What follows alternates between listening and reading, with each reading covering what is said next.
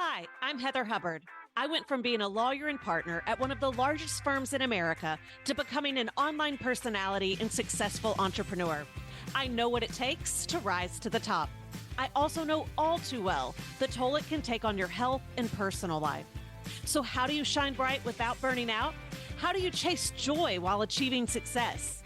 You're listening to the Hustle and Flow podcast. Welcome back to Hustle and Flow. I am your host, Heather Hubbard, and we are on episode 188, Lead Like Beyonce. As I was preparing for today's episode, I realized I have so much to say about this that we could actually have two episodes, because I would love to actually break down Cowboy Carter. So you may know I used to practice entertainment law, and I used to be a voting member of the Country Music Association. So I just know so many ins and outs and thought that might be fun too, to do an entire episode on just the state of country music and what Beyonce is doing to shake it up. But that's not what I want to discuss today. We'll talk a little bit about Cowboy Carter just because it is so brilliant. It is such a masterpiece. And a lot of what I'm going to be sharing related to Beyonce does relate to Cowboy Carter, but it transcends that, right? I mean, Beyonce is in a league of her own.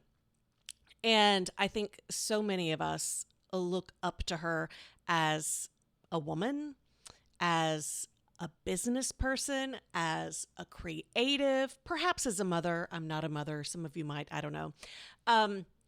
But she is just really a legendary icon in so many different ways. And so because we all look up to her, I thought, it'd be really great to do an episode on leading like Beyonce, because I know a lot of you are leaders, whether you are in a company, a nonprofit, you are an entrepreneur, you're a leader in your community, on boards. We look up to her, and yet we don't always emulate her, which doesn't make sense, because if we look up to her and if we think she is amazing, why are we not taking cues from her? So every time I go to prepare a podcast, I kind of create a board. And a lot of times it's like bullets that I don't want to forget. And with Beyonce, it was so interesting. I end up having like this visual. It's all of these different, I don't know, it's like clouds and triangles. And when I think of Beyonce, it makes me more playful. And as I was looking at this visual that I created, I kept seeing these words that I was like, where have I seen this before? And then it just hit me. It was my 2021 vision board. And as you can see, if you're watching this on YouTube, I have the vision board behind me. And I'm just kind of in my own world at the moment. Like, I am mesmerized by this because I don't know if I'm psychic or if I have powerful manifestation abilities. But y'all, I mean, am I trying to take credit for Beyonce's Cowboy Carter right now? I don't know, but look, you've got to look at this. We'll zoom in. Okay, first off, there's Beyonce. Beyonce's on my 2024 vision board as well. She's, again, just someone that I would love to emulate in many ways. And so I try to remind myself of that. Okay, but so we have Beyonce. And then what is right beside Beyonce? Cowboy boots. I don't even own cowboy boots. A bird cage with a bird in it. Rare birds. And then there's the album and credits. What? I mean, if you've ever followed my process for creating a vision board, you know that it doesn't have to make sense. You just put it together because it's speaking to your soul. And I didn't realize it until I saw this board and was seeing these words and was like, I totally had Cowboy Carter on my vision board from 2021. And the story I make up is that I have a connection to Beyonce, okay? So don't go crushing my dreams or my beautiful stories, all right? They're mine and I'm clinging to them. Okay, but look what else is on the vision board. Dolly Parton, of course. And the words, it's all in the details. Sorry, it says all about the details. Play. There's so much up on there, but it's interesting. It's really interesting. And so I'm going to leave the vision board there because, again, my mind is a little bit blown by it, and I love it. Love it, love it, love it. Okay, so as you're going to learn, play and details are also on my board when I was thinking about what does Beyonce represent that we can take a page from her and learn from her, not just with Cowboy Carter, which is truly a masterpiece, but all of her other work and the evolution of Beyonce. So it doesn't really, I don't think it goes in order because it really is this just visual. It kind of like plays together, it flows together. And I think she can show up as so many different people, and there are so many different sides of herself. And that's part of why it's actually hard to put her in a box, which she does not want you to do. And so I think that's one of the lessons that we can learn from her is it is okay to evolve. It is okay to show up in many different ways. There are people who used to love her and listen to her stuff when she was Destiny's Child, and then right outside of Destiny's Child. It was definitely more, I think, radio friendly, pop friendly. And then she started to create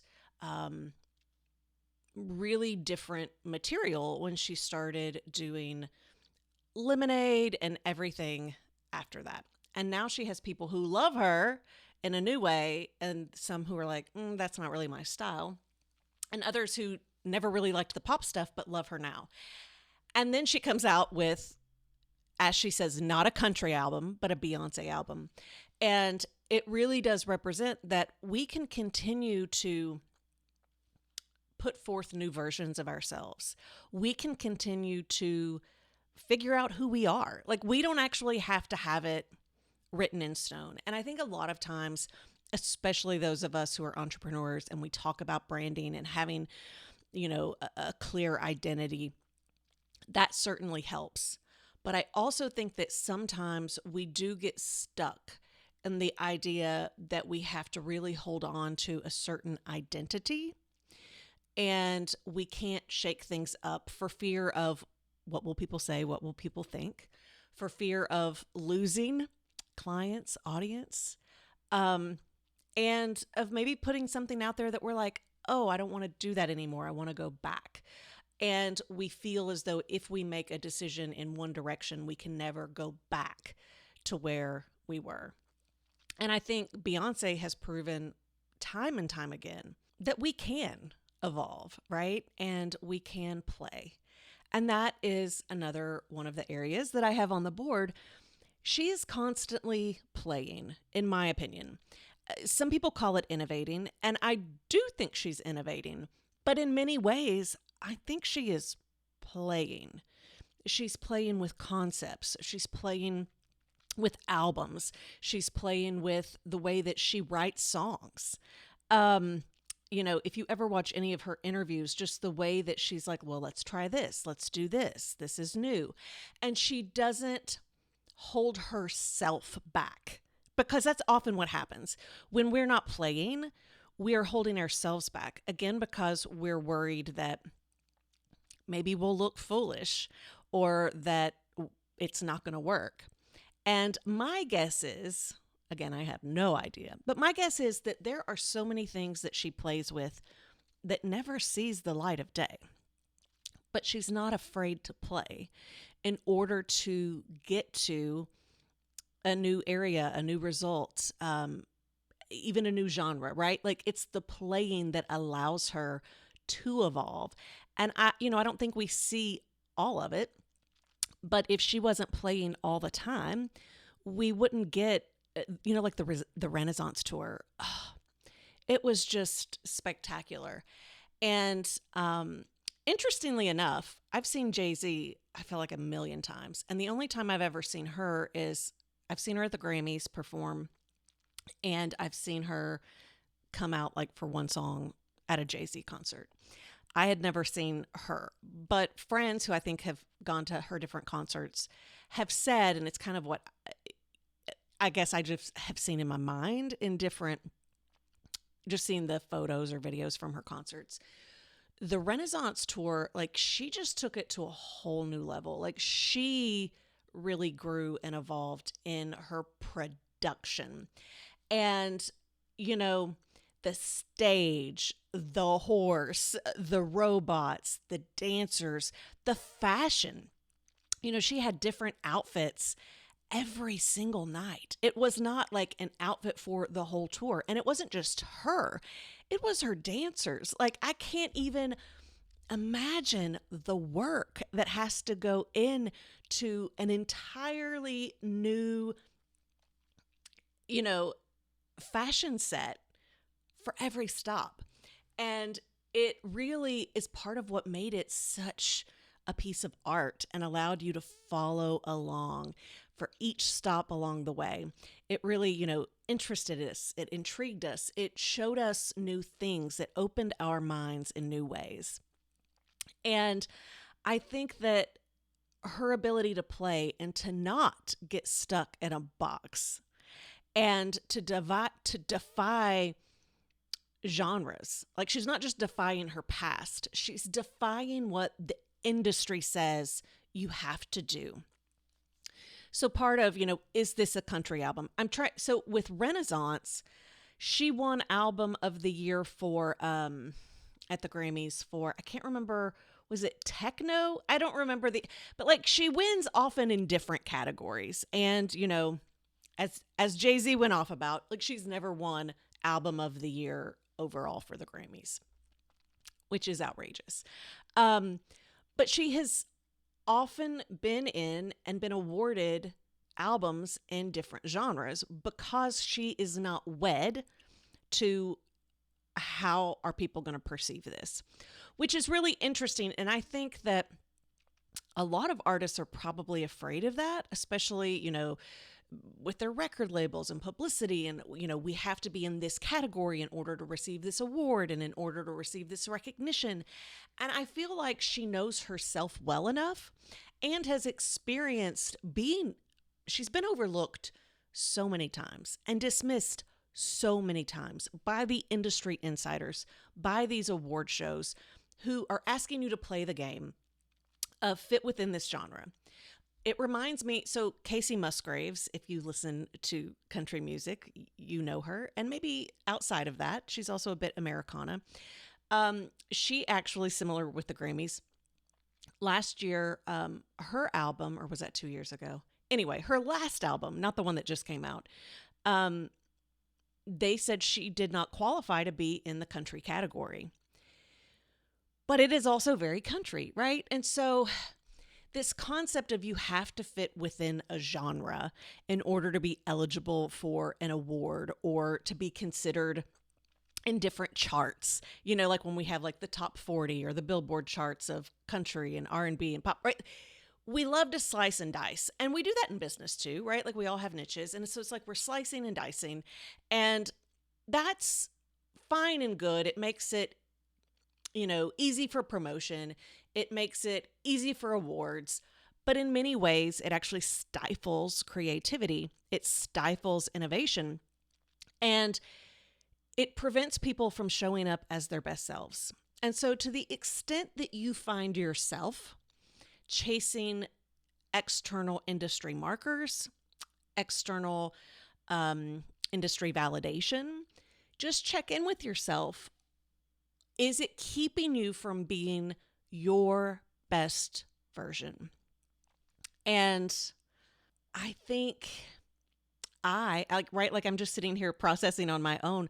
I often, because, awards are fun. It's like an easy goal to have to work towards, but it does in many ways limit you. And it puts you in that box of trying to get the approval of others within your industry. And that feels good, right? There's nothing wrong with that. But if you're being fully honest, are you at your best? Are you innovating the way you want? Or are you simply checking the boxes that need to be checked for that pat on the back? Which leads to, this is kind of a combo. Her self-love is really remarkable. And I'm sure that she is human like the rest of us and has her own insecurities and fears and disappointments and sadness. So I'm not saying that things don't bother her or hurt her, but she is somehow able to rise above that and still love herself enough to keep being Beyonce. I think so many of us would not be able to withstand the pressure that she is under.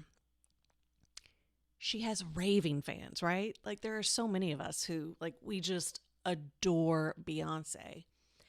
And she has a shit ton of critics.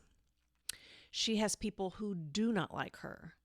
People who say that she's, too confident, that she dresses provocatively, that she is not a good role model to young women, that, I'm not even, look, so here's the thing. I'm from Kentucky. I'm from the South. And sometimes I'm just curious. So I'll click to see what people have to say in comments. I don't know why I do this because it just then pisses me off. But some of the things that people say, I remember when she performed at the Super Bowl and people thought that she was too political and that, again, it's just so obnoxious. And then she's not country. What makes her think she's country? And they're totally missing the point. They just can't even see their own racism. But she keeps showing up. So many of us hold ourselves back in the work that we do because we're worried about what other people will think.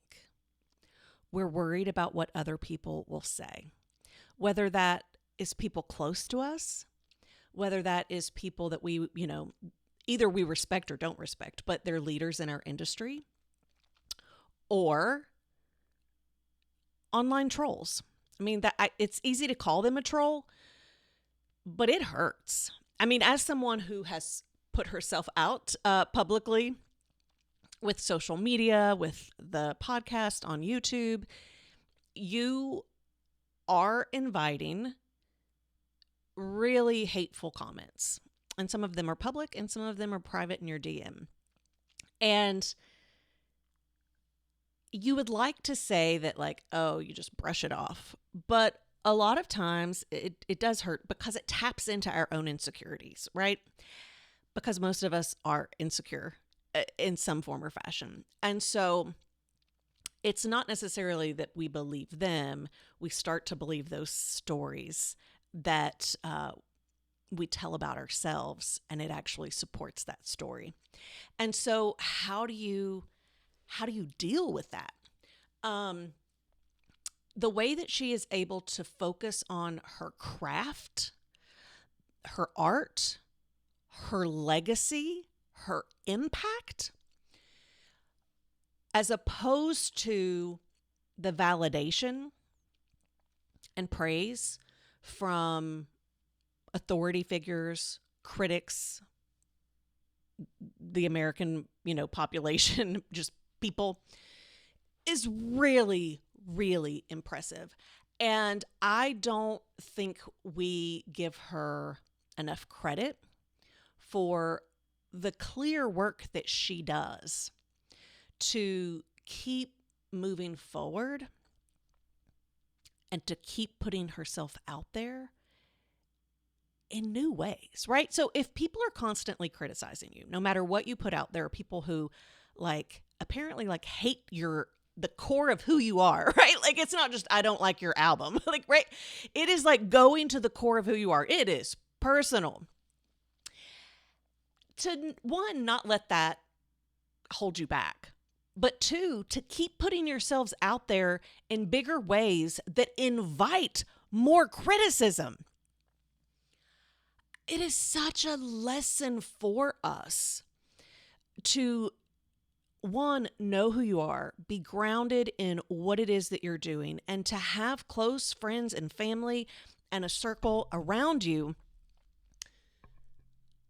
who has your back, who knows who you are, and who can remind you of why you're here and what you're doing. You know, I think if Beyonce allowed herself to either not show up or to show up in a way that's more palatable, as a world, we all lose. We would all miss out. And so I think that's a great lesson for us.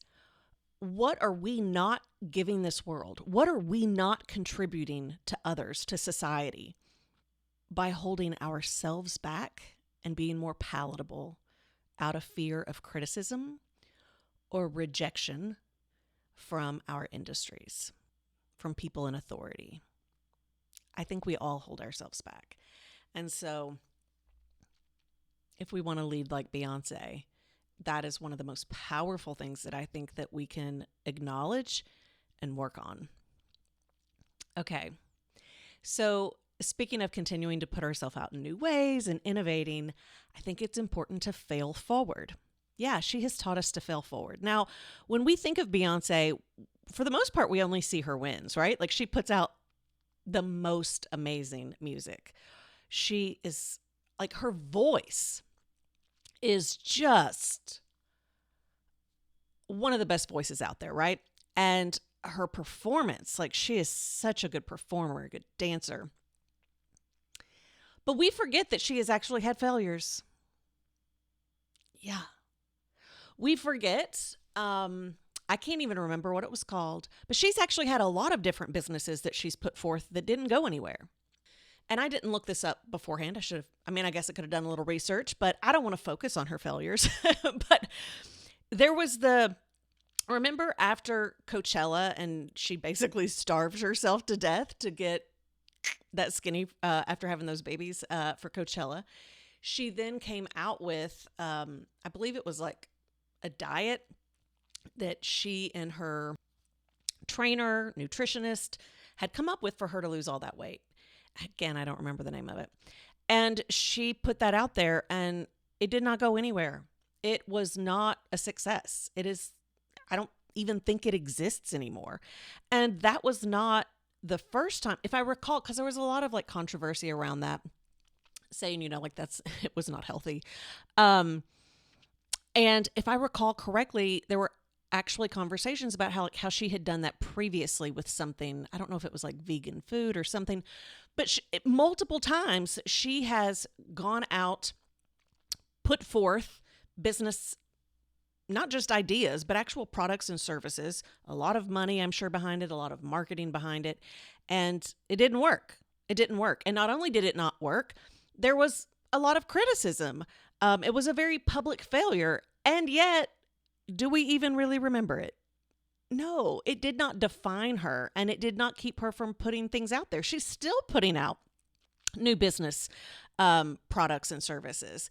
And I think there's a few things on that. One, it's really helpful for us to know this is Beyonce. This is Beyonce. This is the woman, when she puts out Cowboy Carter, Levi's, right? Like they're suddenly selling all kinds of Levi's, cowboy hats, cowboy boots.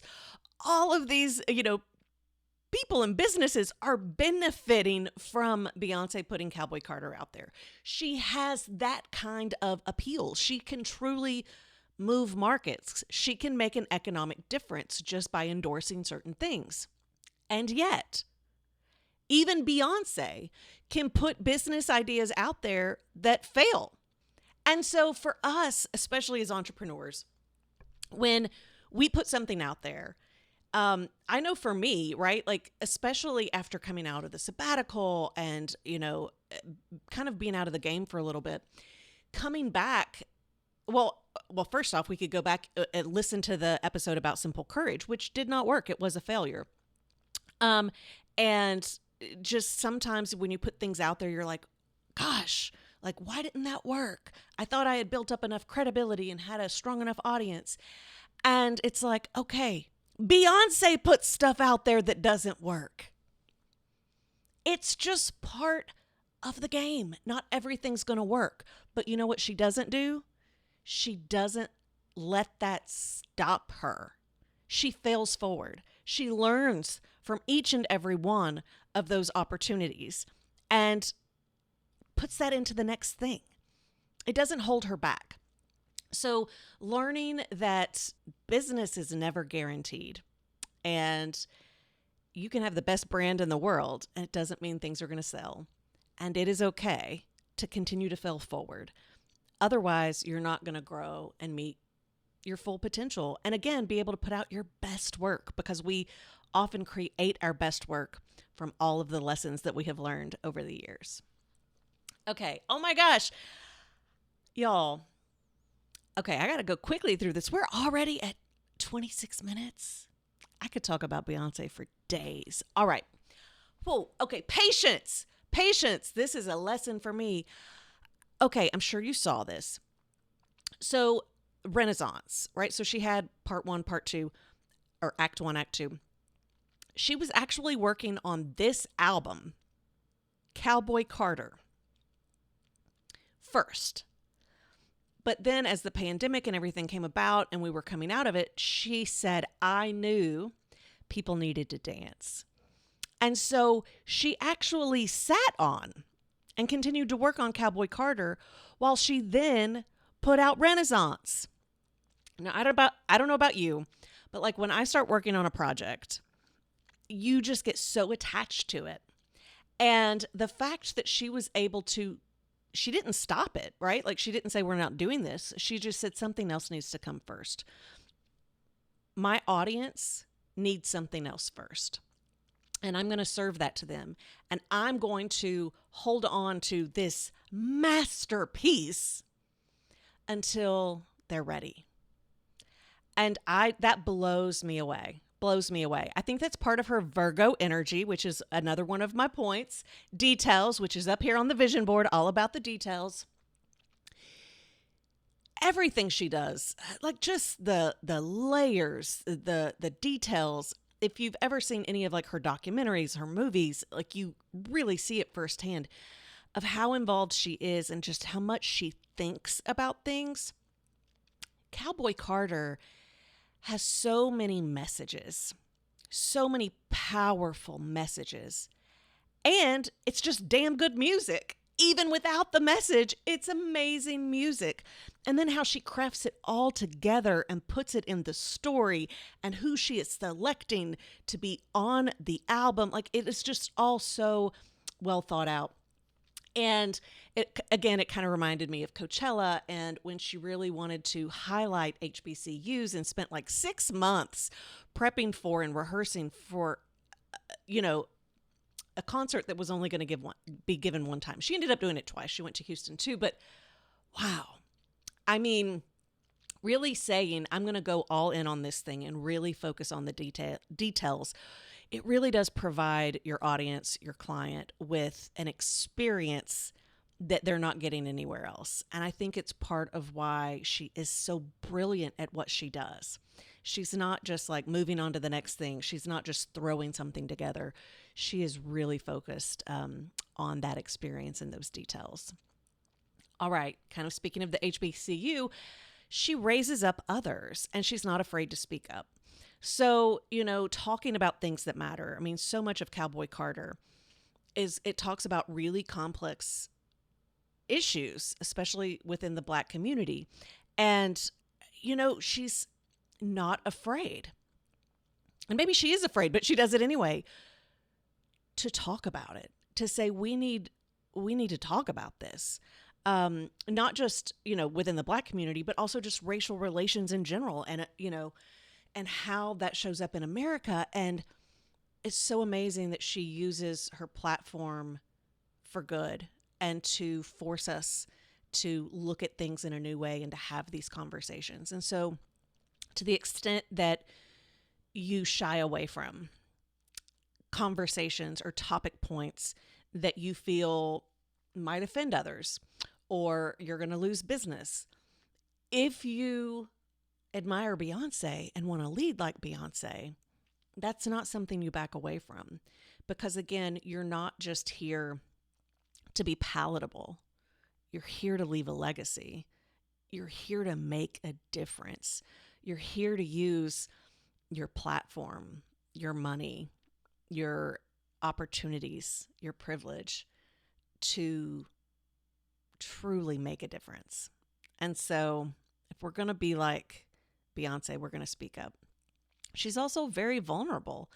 Kind of like with Lemonade and everything else, like she went through a public affair, with her husband and just all of that. It's just really, I think, remarkable how she continues to show up again and again, and not let all of the negativity and the voices from others keep her away or take her down. And she raises up others. She's always amplifying the voices of others. Kind of like at Coachella, she was like, I want to bring in all of these bands from historically Black colleges and universities and to share the culture and the experience. Like, I'm going to use this stage to share with America something that they're not getting and to allow Black communities to see themselves on stage in a way that they normally don't get to see. So, and with Cowboy Carter, the number of Black artists who 100%, like that is their lane, right? Like that are trying to do country music and are just facing so many challenges and so much racism, really giving them a voice and amplifying their voices. They're all getting more recognition and downloads, and people are finding them and they'd never knew about them before. And then I also just want to kind of like point out, because, and I've not fully looked it up, but I know I saw that there was a woman here in Nashville where her banjo playing is on the album. And I remembered someone saying, I'm confused by that because it was a recording. It wasn't like she was a studio musician. And the only thing I can make up from that, because I was a copyright lawyer, I'm guessing that kind of like in the way that you would sample music. So you get paid for different things. So there's the actual like lyrics, the composition, and then there is the recording side. And the recording side, by the way, often makes more money. And well, at least with streaming, and musician studios don't make as much money. So as opposed to having them come in, she actually used their recordings, obviously had to get permission, but they're now going to get royalties. They're going to get paid in a way they wouldn't be paid before. And I've not really seen that discussed or confirmed, but I suspect that Beyonce is she is sharing so much financial gain with others by being very purposeful in the way that she approached that album. And there's no way this is the first time. I have heard before that she is often, it's very important to her to give back and make sure that people are elevated and receive money that wouldn't otherwise. Like, she totally recognizes her platform and is trying to raise up others along the way. It's not just about Beyonce. And so as a leader, if we're going to lead like her, it is so important that we are constantly looking for ways to financially support, publicly support, with just recognition, the voices of others who would not get that platform otherwise. All right, what am I missing? Oh my gosh, I had to go so fast. Oh, the last one. Confidence. Whoo, Beyonce and her confidence. She says she's not a betting person, but if she's going to bet, she's going to bet on herself. And there's also this wonderful clip. I can't remember what it was on. But she was saying that like she wanted to be a legend, or she was going to be a legend one day. And the male interviewer was very dismissive of her, like, did you really just say that? And she was like, yeah, I did. And clearly she is a legend. This was from a long time ago. And so just owning your talent, owning your power, owning what you are here to do, and not holding back. That's what Beyonce would do.